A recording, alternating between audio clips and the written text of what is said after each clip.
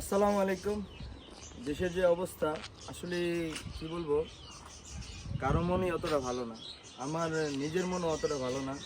কারণ এর আগের মাস গেছে হচ্ছে রক্তের মাস, আমাদের অনেক শহীদ ভাই মারা গেছে। আর এই মাসটা হচ্ছে বন্যার, তো বন্যায় অনেক মানুষ মারা যাইতেছে।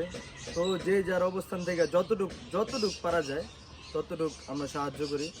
আমি নিজেও করতেছি, ইনশাল্লাহ আরও করব।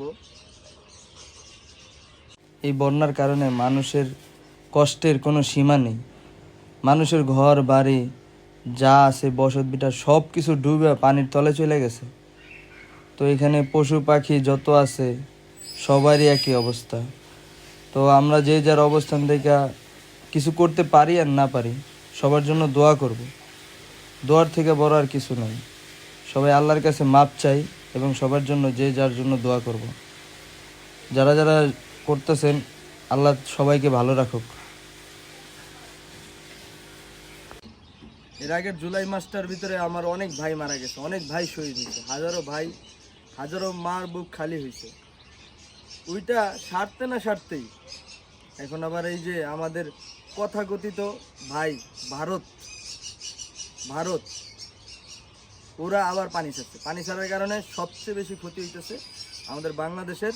সবচেয়ে বেশি ক্ষতি হচ্ছে আমাদের নোয়াখালী, ফেনী, চাঁদপুর, কুমিল্লা। তো আমরা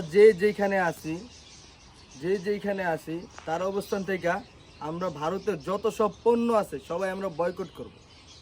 আজকে থেকে আমরা ভারতের পণ্য কিনা বয়কট।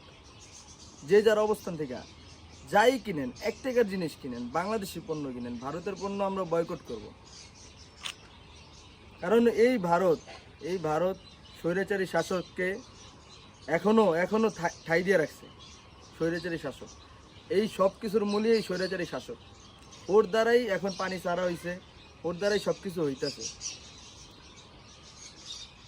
আরও আমার যে কত ভাই মারা যাবে, আরও যে কত মার বুক খালি হবে, আমি এটা ভাবতে আমার কাছে অনেক কষ্ট। মানে আমার ভাষা খুঁজে পাইতেছি না আমি কি বলবো। এখনো যে কত ফ্যামিলি পানি বন্দি আছে, পানির মধ্যে আটকানো আছে, অনেকে এখনো খাবার পায়নি, অনেকে এখনো উদ্ধার হওয়ার জন্য, মানে খাবার আসলে বড় কথা না, সর্বপ্রথম কথা হচ্ছে যারা পানি বন্দি আছে তাদেরকে উদ্ধার করাটা হচ্ছে বড় ব্যাপারটা। খাবার নিয়ে গেলাম, এখন যার জন্য খাবার নেব, ওরা যদি বইসে যে একটা জায়গায় খাইবো এরকম যদি পরিস্থিতি না থাকে তাহলে কেমন নেব?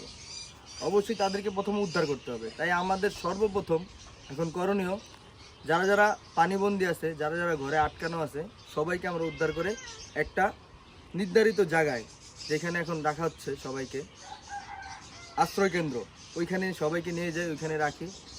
তো এইটাই আশা করব। তো আমরা সবাই বন্যা কবলিত মানুষদের জন্য দোয়া করব।